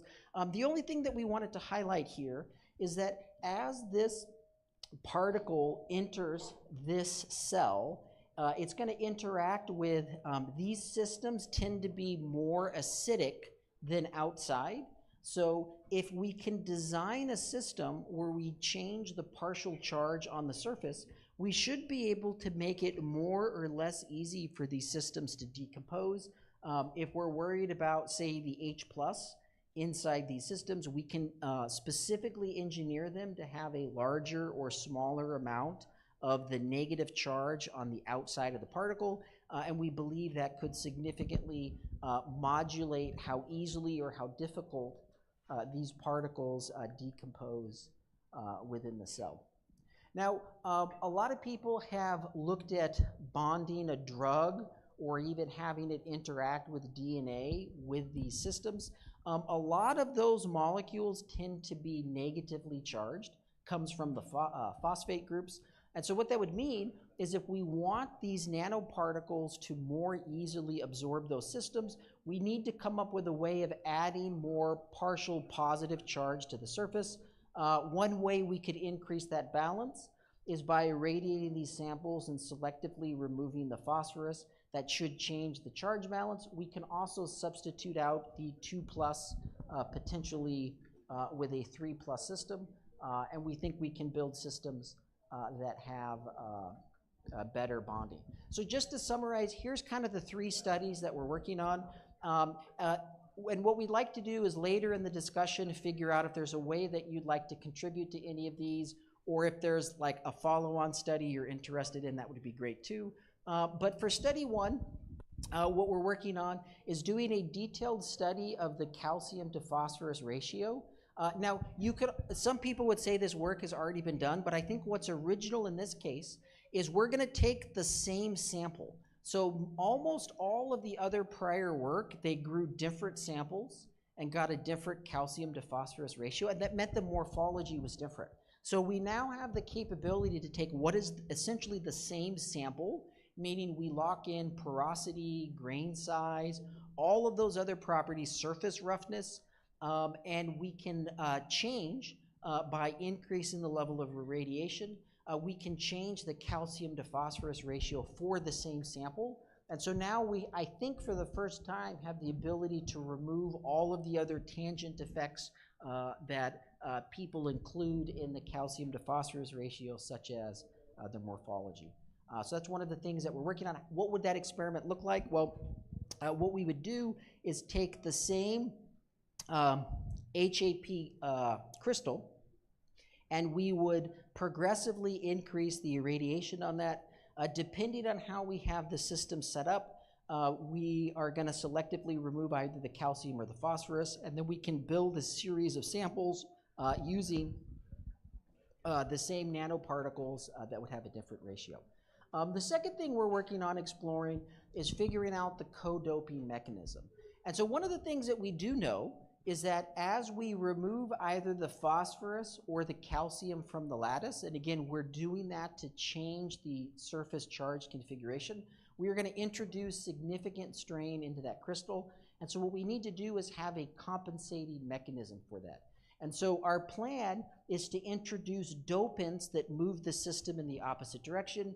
And so if modeling suggests that, say, creating a calcium vacancy creates compressive stress within the lattice, we will come up with a dopant that creates tension next to it that would help compensate it. So once we have some modeling results that helps us figure out the state of stress for each defect, notice it depends on not just whether it's the calcium or the phosphorus site that we're removing. It depends on how many of them that are gone. It depends on the location, right? Like removing 2 calciums next to each other would probably be more strain than removing a calcium at the top and the bottom. So once we have that mapped out and we can fully understand the strain state, we will co-dope it with a mechanism that compensates it, and that should allow us to be able to change the surface charge.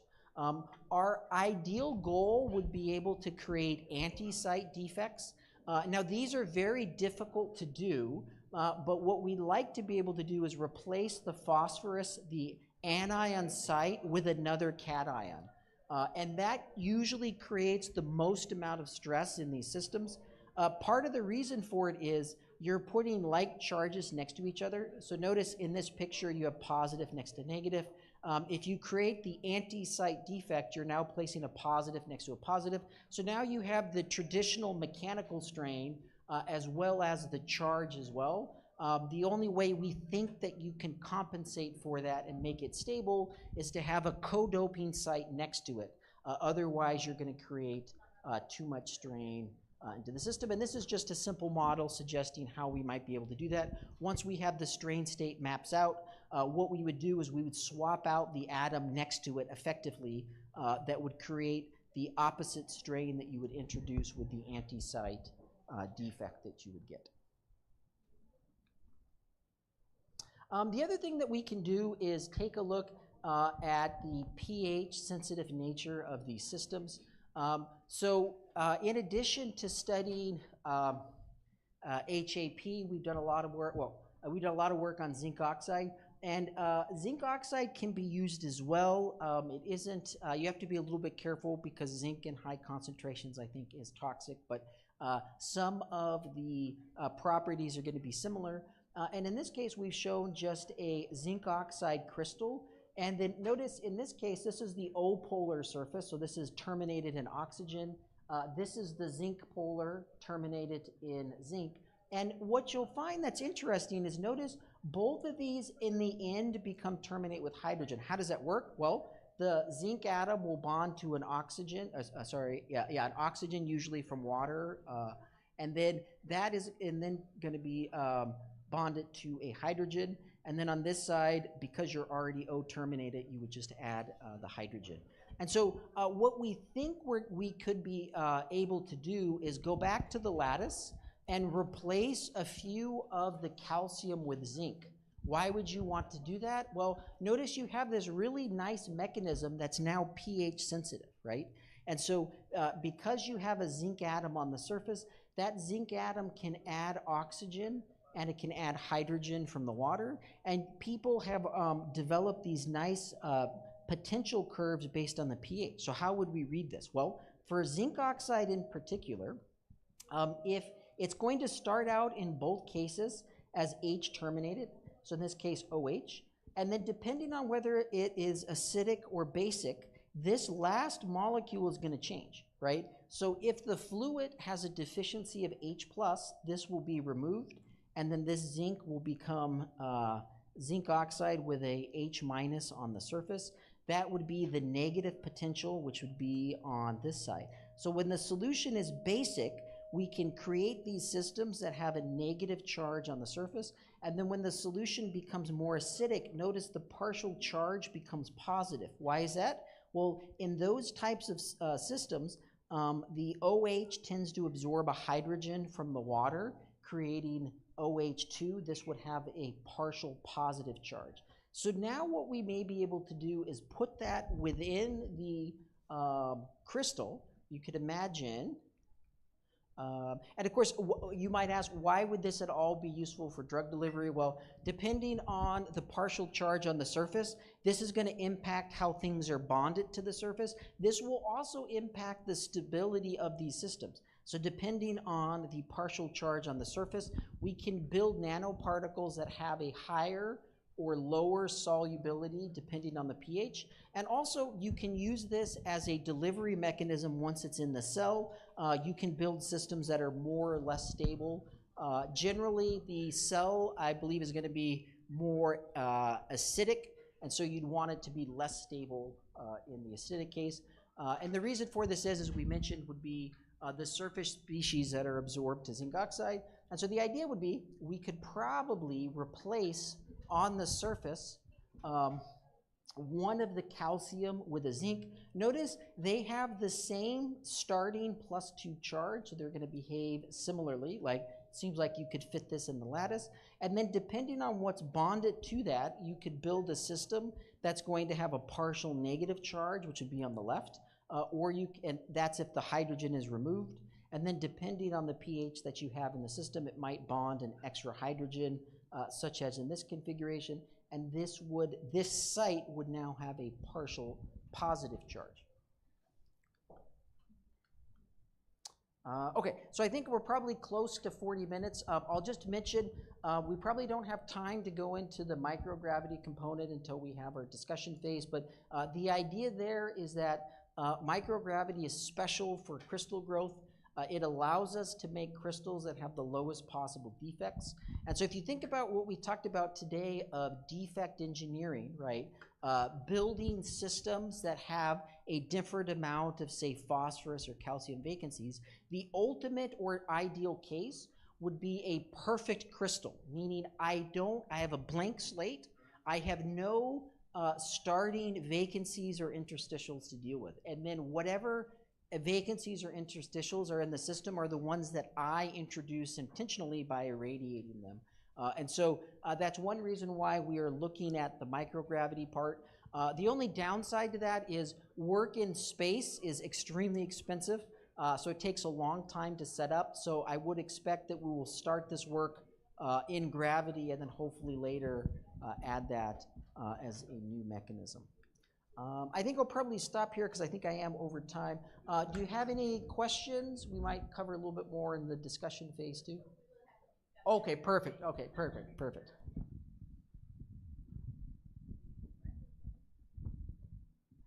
Oh yeah, I'm sorry. Yes. I mean, I can keep going for hours, but I think we're over the 40 minutes.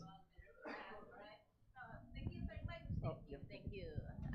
So we now come to our discussion session. So everyone who have question, you may raise your hand and then you can ask in Bahasa or in English. So.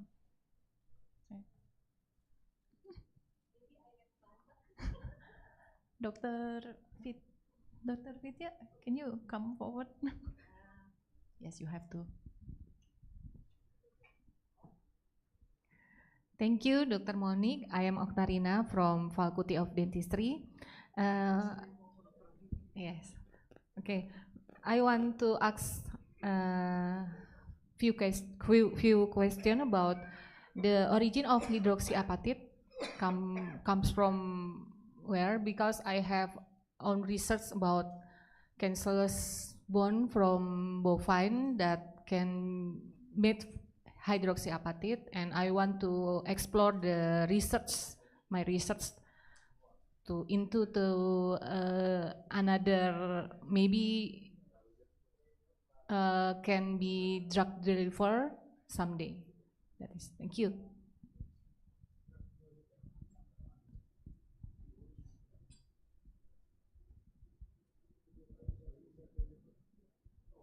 So I think the reason this is a system that is so well studied, it has a couple properties. One, it's very similar to the structure of bone, so it's easy to absorb, it's non-toxic.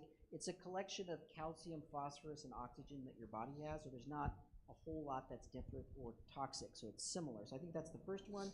And I think the other reason it's so well studied and a good template for us is it has properties that you can change. So for instance, depending on how you change the calcium to phosphorus ratio, it might be more or less soluble in different pH. So there's parameters that we can change as engineers, and the structure is similar to that of bone at a high level. You might have a more Yeah, actually for the origin, I think what she asked is about, because she has hydroxyapatite from bovine source. So like, where is the source of the hydroxyapatite? Well, where's the source? Yeah, where is the source it comes from? I'm not sure. I usually use it as like a starting material, like components and plates of it. Where it actually comes from. Yeah. Yeah, for my previous research, actually I'm using carbonate apatite, so it's not exactly hydroxyapatite, but we actually buy the salts itself. So we created ours. We created by precipitation, so we buy the salts basically. So it's not from bovine, or we haven't take from like a naturally available in like from bovine source. Yeah, it's ready made, and we customize ourselves like that. Yeah. We treat it similar to a lot of the other like oxides, I guess we work with. So like zinc oxide or sometimes we work with cadmium oxide. We'll actually just buy the powder. It'll just come usually for us in powder form. I'm sure there's other more interesting mechanisms that you can get it or make it. On our end, we just assume that it's kind of a given that we have it, but I'm sure there's other places that we can get it. Yeah, but for like the sources of the where it can be produced, I think there are actually many sources. But then I think the characterization is to make sure that it is like pure hydroxyapatite or not, like that, the one that you have done via FTIR and XRD. Then I think from that characterization you can see the crystallinity and the purity. I would assume that the source would change things like grain size, impurities, all of that for sure.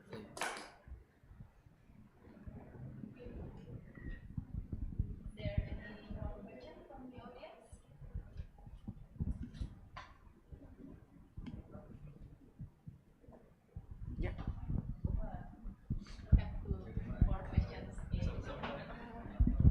So yeah, thank you for the presentations. Maybe first questions for Bu Vidya.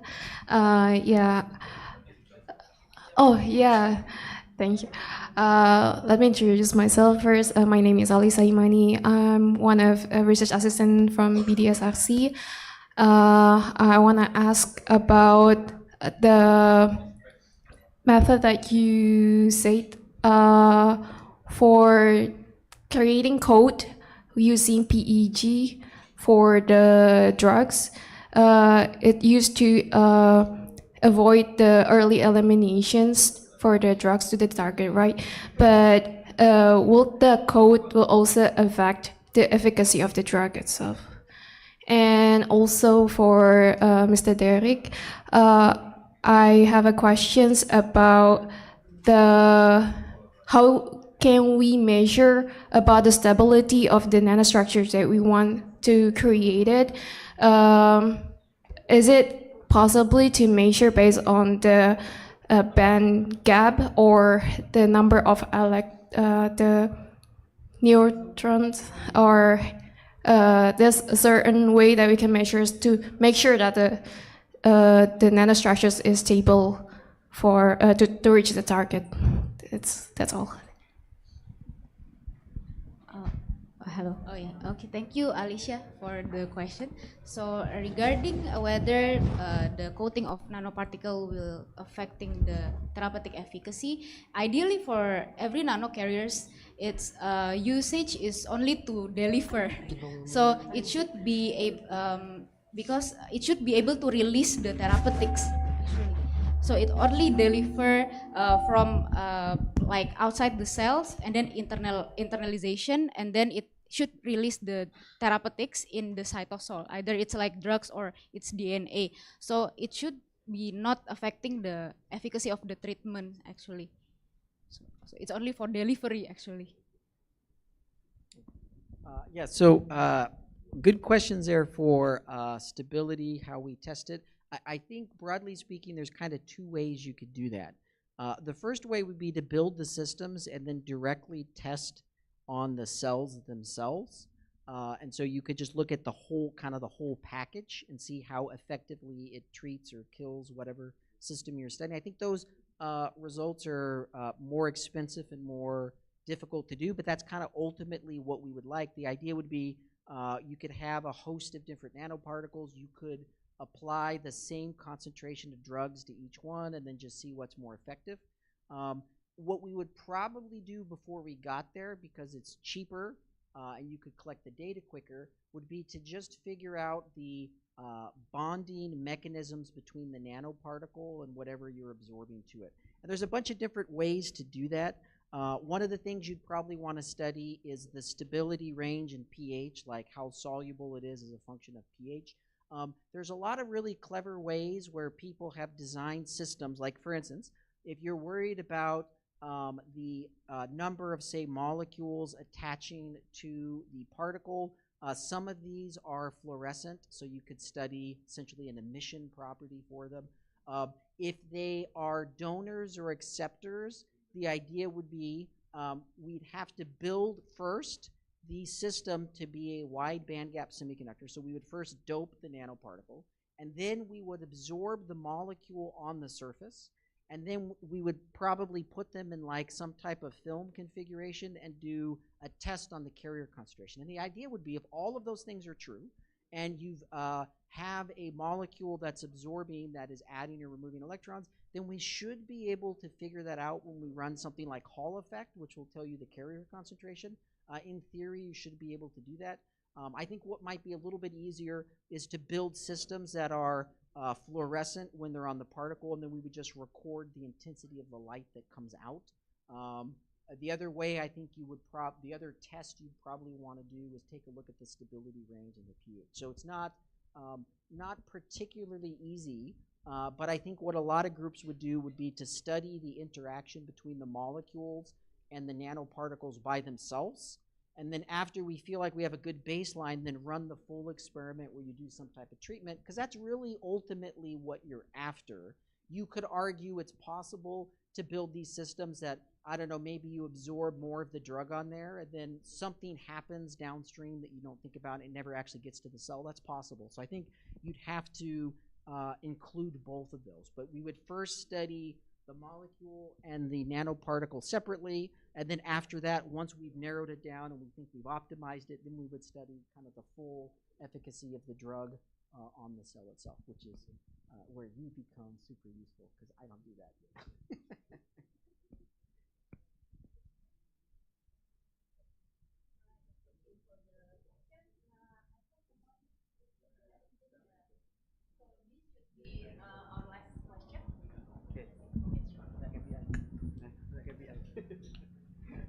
Thank you. My name is Resmi from, similar to Alisa, from BTSRC Binus. My first question is to Miss Vidya in terms of drug delivery using nanotechnology. How can we assure the distribution of nano in terms of, you said or you mentioned there are several code type of the nanoparticles, so the distributions of, how can we assure the distribution is in the right target for the nanoparticle, and the clearance after the complete of the function of nano, how to we assure the clearance of nanoparticles in terms of there's so many coating type of coating. Is it similar to another or what? Because you mentioned about the acidity or the power of hydrogen or pH in every cells. So is it similar? And then second, for both of you, because both of your presentation cover a few about the microgravity, how important this microgravity actually for the drug delivery and the nanotechnology. Thank you. Yeah, thank you, Reski, for the questions. So the first question about how we measure the distribution of the drug-loaded nanoparticle in the body, basically. So in the past, I did some in vivo study investigating the biodistribution of drug-loaded nanoparticle. So actually, there are two ways. You can use some fluorescence agent on the nanoparticle. So we can check it in each organs. So I dissect the mice in after certain points of time. So like the 12 hours, so it depends on the drug half-life, because like I use already available drug, so we know actually the half-life, like how long. So a certain time point we dissect the mice getting the organs and then analyze. For me, I do HPLC to quantify the drug amount in all the organs. Another way, we also can check the fluorescence from the organs, and then we observe, and then we can see whether there is some fluorescence in the organs. So maybe that's one way to see the distribution in different time points, and later we can see that the amount, the drug amount will be less and less, and then also the fluorescent signals will not be there anymore. So like that, I think. Maybe. Oh yeah, sure. Yeah. So we didn't have a ton of time to talk about it, but for the microgravity, the idea is that when you grow crystals, not just these crystals, but basically any crystals in space, because you don't have gravity, you tend to get less defect. Like when you grow a crystal on Earth, there's a bunch of different sources for defects. Depending on the method, it would be temperature gradients, how quickly you're pulling that crystal out of the vat. And gravity actually is one of the things that it's a small amount, but it introduces defects into the system. And so the idea would be, if we want to controllably introduce defects into these nanocrystals, the best place to start is 0 defects, right? Because we can run the same experiment on Earth, which is what we're doing now, but our baseline's not 0. It's just whatever you naturally get within the system.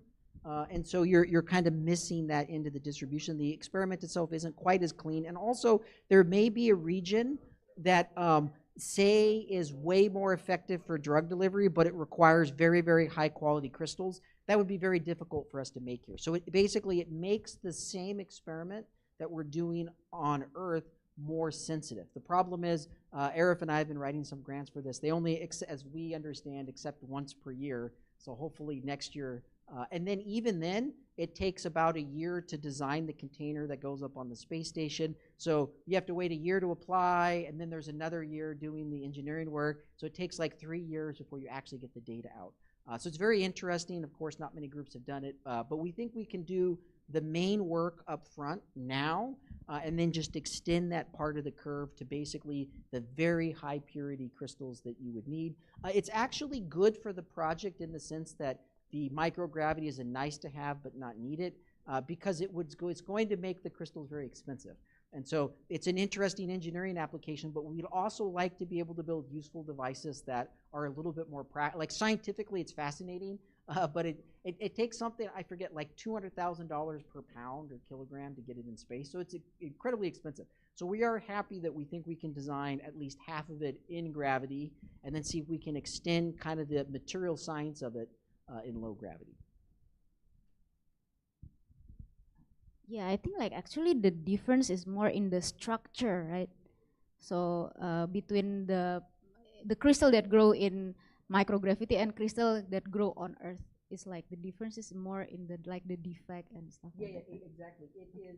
You can think about it like a second order. Oh, sorry. It's like a second order. It could be very interesting, but you can still grow like the same macro crystal in space and in gravity, but the details of the defects are going to be different. And so the record for lowest defect crystals, they're all set in space, right? If you're talking about the lowest number of vacancies for basically any system, all of those were space made at some point. And depending on your application, usually they're kind of extreme, like, I don't know, super high voltage or something like that, because the defect site usually amplifies any issues you have, right? So somebody might say, well, why go through the headache if the number of vacancies is already small? Why do you care if you go from small to really small? Well, the vacancy locations are usually all of the recombination centers.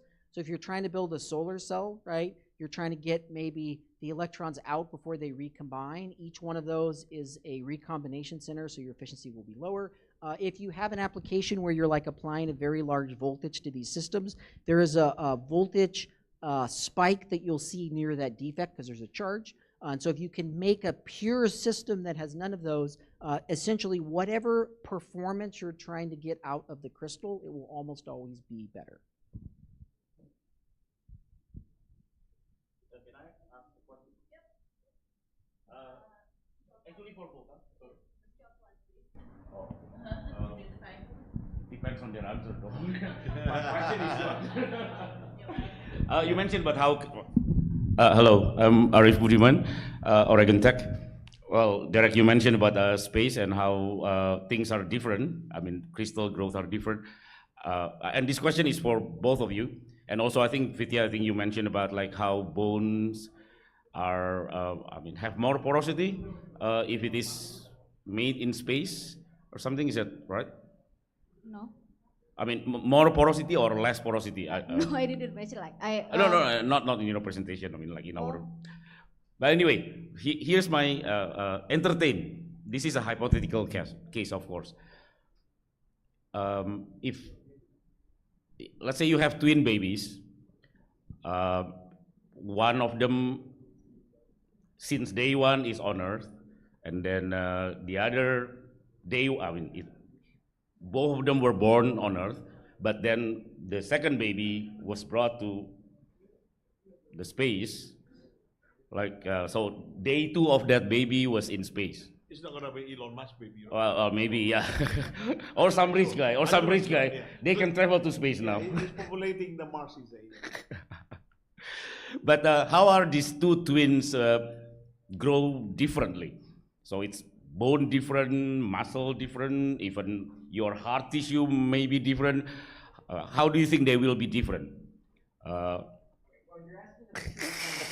You're asking and for both. Yeah, I mean, okay, like okay, it's. I'll start off. So it's a good question. I think that my guess would be, well, you could start with like the muscles, right? So it's like that's a system that gets better with stress, right? So astronauts go up into space, they come down, they can't walk anymore. So Sorry, who is taller?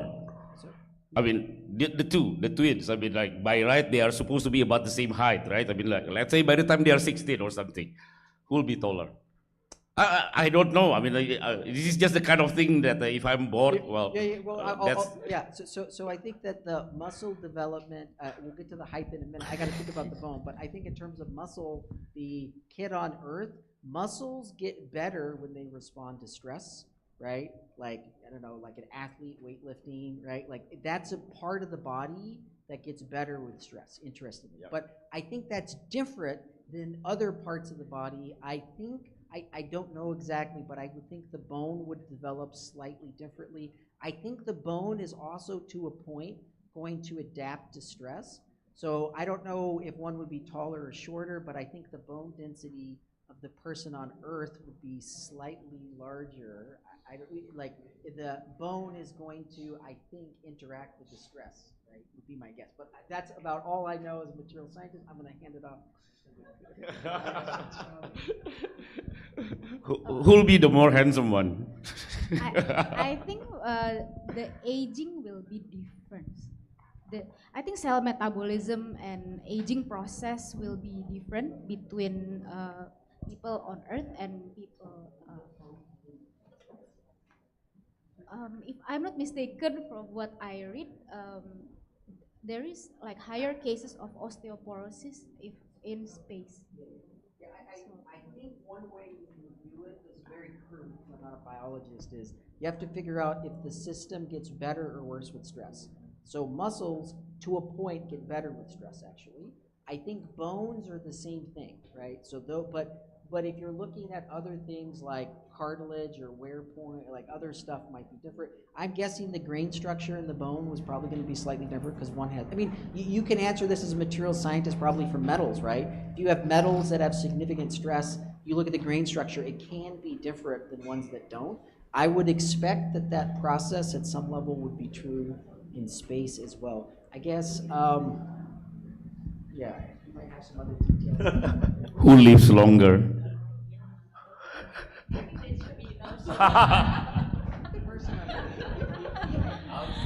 Can I also participate? I think the one in the earth will be handsome, taller, and bigger because of the bone.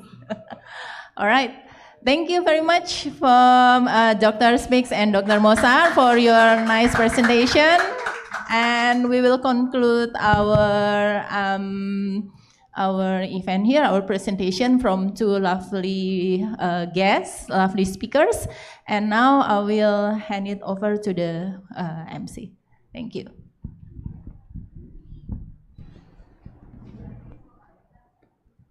Okay, thank you, Dr. Monica.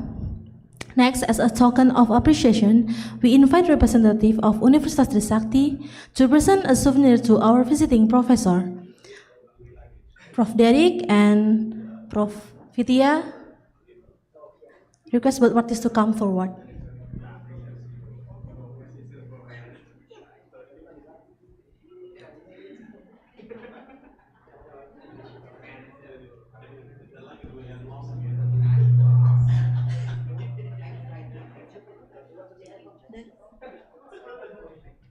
Dr. Vidya.